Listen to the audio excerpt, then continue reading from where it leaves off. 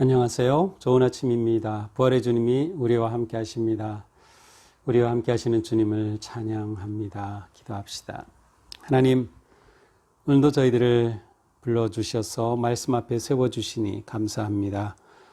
오늘도 저희들은 말씀을 통해 새 힘을 얻고 또 나아갈 길을 찾아가며 주님 앞에 온전히 설 수 있기를 원합니다. 또 여러 가지 많은 역경과 시련과 아픔 속에서 하나님의 말씀으로 새 힘 얻고 또 나아갈 용기도 얻고 또 승리할 수 있기를 원합니다. 오늘도 주님 저희들에게 말씀하시고 채워 주옵소서. 예수님 이름으로 기도합니다. 아멘. 네, 오늘 말씀은 아주 극적인 그러한 장면이 담겨 있죠.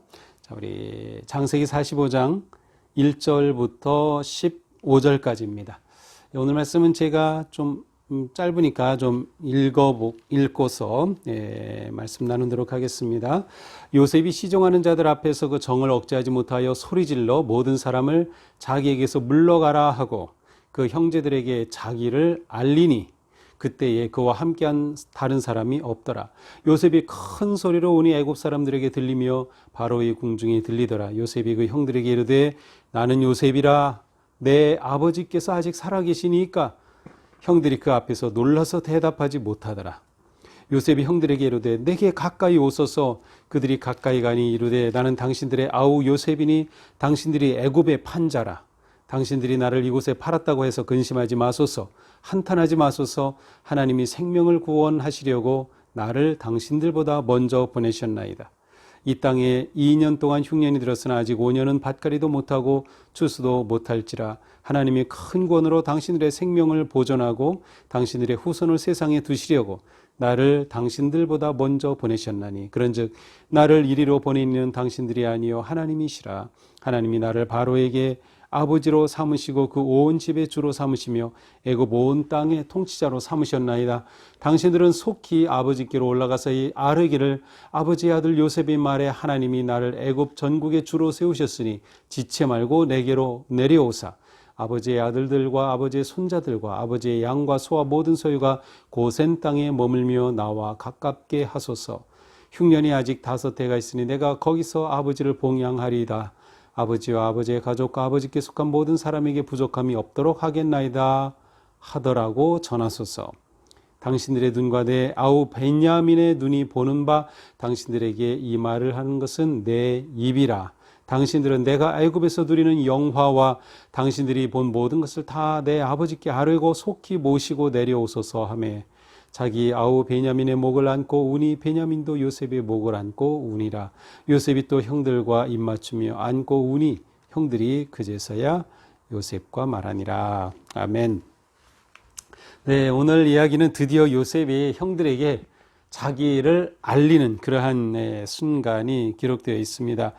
오늘 1절이죠. 그 형제들에게 자기를 알리니 그때 그와 함께한 다른 사람이 없더라. 요셉이 이렇게 형들에게 자신을 알리게 된 것은 아마도 그 앞에서 보여준 그러한 모습 때문일 것입니다. 특별히 형 유다 그리고 다른 형들이 이제는 서로를 위하고 서로를 위해 자기가 책임을 지려고 하고 희생하려고 하는 이러한 모습들을 보면서 아마 요셉은 감동을 받은 것 같습니다. 그래서 그 형들 앞에서 자신의 감정을 억제하지 못하고 시종들에게 다 물러가라고 합니다. 그러면서 자기를 알립니다. 그리고 엉엉 울죠. 요셉의 울음에는 모든 게 담겨져 있습니다. 지금까지의 그 아픔과 고통과 서름과 외로움과 그 모든 절망이 다 담겨 있죠. 하지만 그것보다 더 중요한 것은 제가 볼 때에는 드디어 하나님께서 정말 나를 통해 이렇게 놀라운 뜻을 이루시는구나 라고 하는 그러한 감격이 아니었을까 생각해 봅니다. 형제들에게 자기를 밝히죠. 나는 요셉이라. 아버지께서 살아계십니까? 형들에게 자기를 밝힌 후 처음 물어보는 것이 아버지의 안부였습니다. 그만큼 요셉은 아버지를 잊지 못하고 있었던 것이죠. 그 순간 형들은 아무 말도 못하고 얼어버립니다. 형들의 운명은 요셉에게 달린 순간입니다. 자, 그런데 요셉이 형들에게 이렇게 합니다. 4절, 내게로 가까이 오소서. 내게로 가까이 오소서. 나는 당신들의 아우 요셉이니 당신들이 애굽의 판자라. 요셉은 형들에게 가까이 오라고 하면서 형들의 두려움, 형들의 그 모든 것들을 해소시켜 줍니다.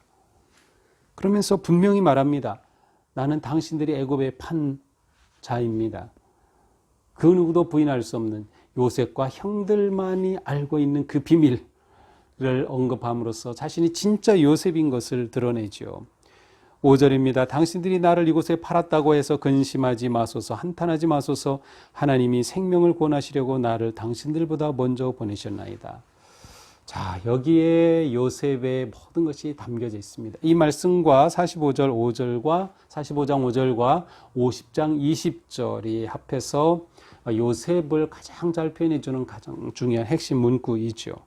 형들에게 나를 팔았다고 해서 형들 한탄하지 마세요. 근심하지 마세요. 이 모든 것 하나님께서 생명을 구원하시려고 저를 형들을 통해 먼저 보내신 것일 뿐입니다. 라고 말하죠.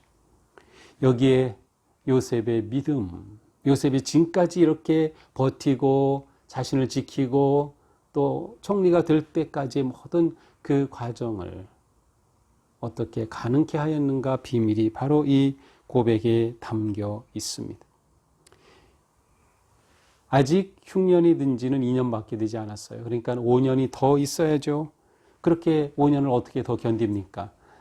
요셉은 가서 아버지를 모셔오라고 합니다. 쉽게 말하면 그 당시 최고의 나라 이집트로 이민 초청을 하죠. 초청 이민입니다. 요셉이 총리 대신이니 이민국에서 당연히 받아주겠죠. 그 형들을 아버지와 함께 초청하게 됩니다. 그리고 나서 자기 동생 베냐민과 꼭 껴안고 울음을 터뜨리죠.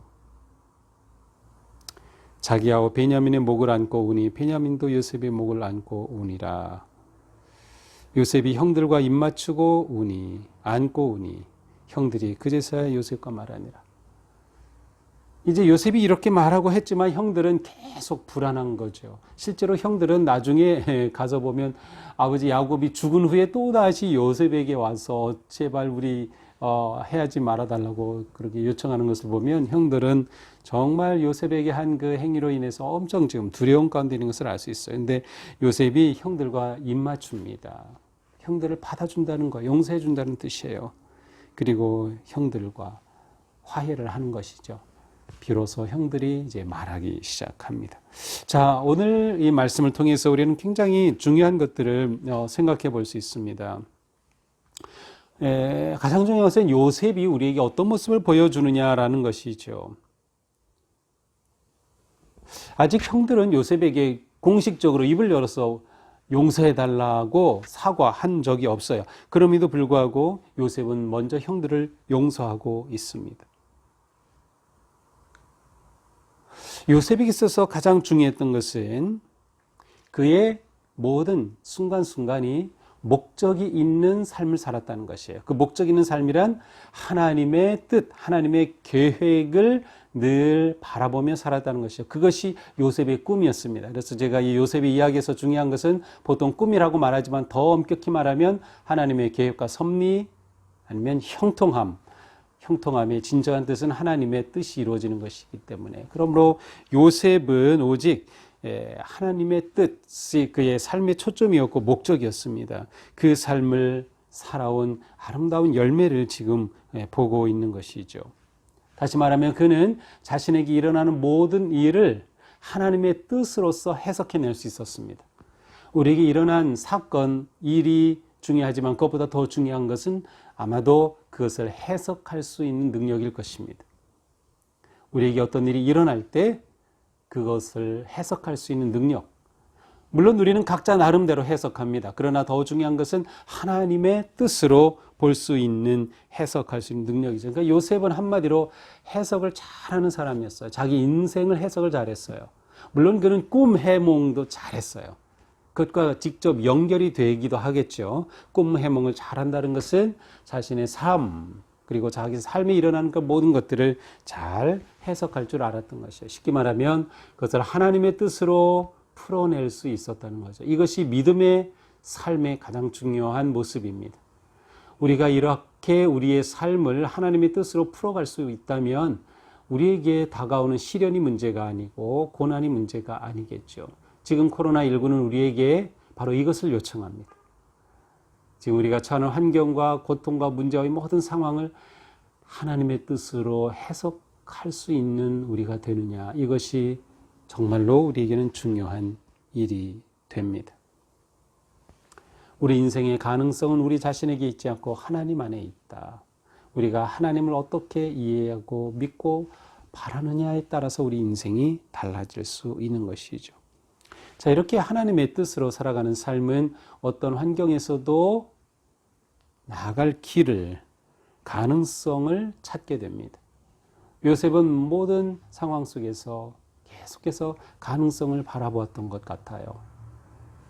웅덩이에 던져질 때도 울부짖으면서 하나님이 내게 주셨던 그 꿈이 무언데, 옷이 벗겨지면서도, 모함을 받으면서도, 감옥에 던져지면서도 그는 바로 하나님께서 일하실 가능성을 보았던 것이죠. 요셉은 우리에게 참 많은 것들을 생각하게 해줍니다. 형들과의 관계에서는 저는 이렇게 생각해 봤어요. 자신을 버린 형들에게 선하게 대주었다. 자신을 저주한 형들을 축복하였다. 자신에게 고통을 준 형들을 용서하였다. 자신을 증오한 형들에게 선을 베풀었다. 이러한 모습은 예수님의 모습과도 많이 닮은 것 같습니다. 어쩌면 요셉은 구약에 나타난 예수님의 어떤 표징이라고 볼 수도 있을 것 같습니다.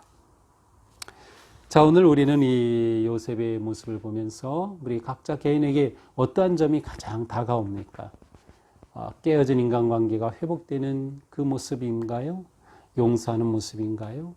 고난을 이겨나가고 있는 그런 모습인가요? 모든 상황을 하나님의 눈으로 볼 수 있는 해석의 능력인가요? 모든 것을 하나님께서 나를 인도하신 것이라고 자기 인생을 하나님의 눈으로 볼 수 있는 그런 믿음인가요? 오늘도 우리는 하루 살아갈 때에 요셉의 보여주는 그런 모습 닮아서 우리도 하나님을 가지 신뢰하며 하나님이 우리의 이 고난 속에서 무슨 놀라운 일을 계획하고 이루어 가실지를 기대하면서 믿음으로 승리하는 오늘 하루가 되기를 주님의 이름으로 축복합니다. 기도합시다. 하나님, 오늘도 저희들은 요셉의 모습을 통해서 많은 것들을 생각합니다. 주님, 저희들도 요셉처럼 우리 인생의 모든 일들을 하나님의 뜻으로 해석할 수 있는 믿음을 주시옵소서. 또 모든 상황에서도 가능성을 보게 하시며 오직 하나님을 의지하고 신뢰하는 믿음 더 깊어지게 도와주시옵소서. 또한 우리 인간관계 속에서 많은 상처와 아픔들이 있지만 그것을 넘어설 수 있는 진정한 용서와 화해와 사랑의 능력을 저희들에게 베풀어 주시옵소서. 예수님 이름으로 기도합니다. 아멘. 네, 오늘도 주님의 은혜로 승리하는 복된 하루가 되기를 축복합니다. 사랑합니다.